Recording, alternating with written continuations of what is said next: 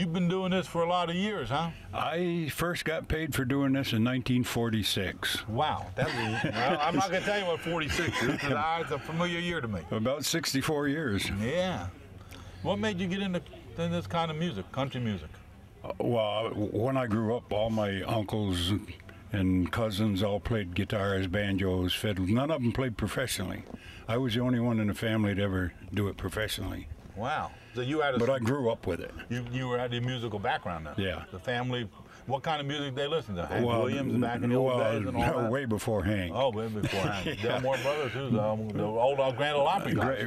Grand Ole Opry, WLS Barn Dance, and things like that. They were the real country boys. Yeah. And in those days, bluegrass was part of the country scene. There was no such word as bluegrass. That's what I liked when you heard Bill Monroe and Ernest Tubb on the same show. Exactly. There was no, you didn't slice the bread. Right. You know, it was just, everybody just gelled together. Yes. You're a true pioneer in the world of country music. By the way, you're 80 years old, huh? I just turned 80 in March. God bless you, sir. God bless you.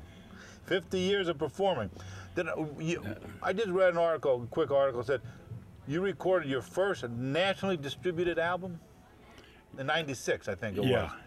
Why did it take you so long before you had a nationally distributed album, as opposed to how many albums you produced before? They were all, everything I did was self-produced, and I really didn't care about doing a nationally distributed album, but Colonel Tom Riggs of Pine Castle. Sure, I know Tom. Talked to me. I used to do his festival, and he said, I'd like to record you. And I said, it ain't going to make you no money. Yeah. Because what I do is a local thing. But anyway, he recorded me, and he told me he made a few bucks on it. I didn't, but he said he did, so he was happy. That's good. That's good.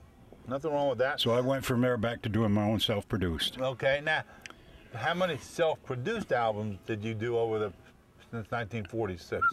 Tons. Probably 50. They were all on vinyl, or were they before the vinyl? 78? Did you do any 78? I did. My first recording was a 78. Wow, I'm just kidding you when I said it. 1954. 1954. I don't think I ever interviewed anybody who had a 78 out. This is a first for me. You're the first, Smokey. I just said that. Yeah, I did the 78s, the 8 tracks, the cassettes, 33s, and the 45s, and now, of course, everything's CD. Now, when you do a 78, you had one song per side. Yeah. Wow, that's all they ever had. And pretty scratchy. Pretty scratchy. Yeah. And don't drop it. Now they're Frisbees, I heard. Yeah. You think anybody had that original record around? Do you have a copy of your original record? I have one copy of it that somebody gave me. A few years ago, I was starting to put everything that I had done together, and I put out at word that I needed some of the old cassettes and 8 tracks and things, and I did get a copy of the 78. Isn't that nice? Yeah. It's audible? Oh, yeah. I mean, not to scratch it, I meant to say. You can understand it. You remember what was on? What was on the first side, A side, B side? Wrong Side of the Street, a song I wrote on one side, and Turn the Heat On, Baby, It's Cold Outside Tonight, another song I wrote. Yeah, you wrote the a couple songs that I wrote. Yeah. What's so unusual about your stage show? Because I get up there all by myself. One-man show, I read that. Just me and a guitar. One man, one guitar. Do quite a bit of comedy and some real serious songs, and I love ballads and cowboy songs. Right. So it's a mixture of cowboy ballads and gospel and comedy. During your stage show, I read that one song will touch somebody somewhere during your... because I use such a wide variety of songs.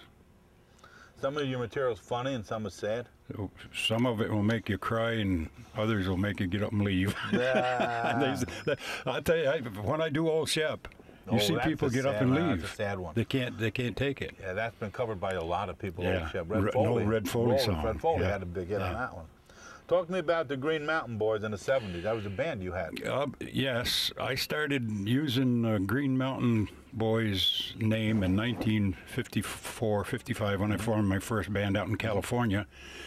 And when I came back to the East Coast, I kept running into different bands that was using Green Mountain. So I then dropped the Green Mountain and just called it Smokey Greene and the Boys for several years. Okay. And then about 10 years ago, I dropped the whole band and started doing a single, so now it's just Smokey Greene. Smokey Greene. There you go. The only one I have to worry about getting there is me. Exactly, exactly. How about you were a festival promoter? For 16 years, I ran a festival in upstate New York. Wow. 1972, I started. And they were pretty brand spanking new things then. Yeah, like what? Give me an example. What was spanking new? They just didn't have festivals. Oh, festival. Oh, the festival was brand new. I thought you had innovation. No, I was the first major festival in New York State. Okay, I see. And it was a Bluegrass festival? It was a Bluegrass festival. I had Ralph Stanley, I had Lester Flatt. You had them all. I had the good all ones. Top names. Yeah. Top dogs in the business, man. I had some good ones. Yeah.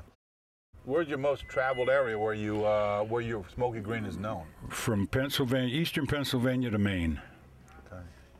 And I do quite a bit of work, not a lot, but I do work in Florida too. Okay. Well, and I've worked in Georgia, and yeah, I've worked in South Carolina, and I've worked in Virginia, but not extensively.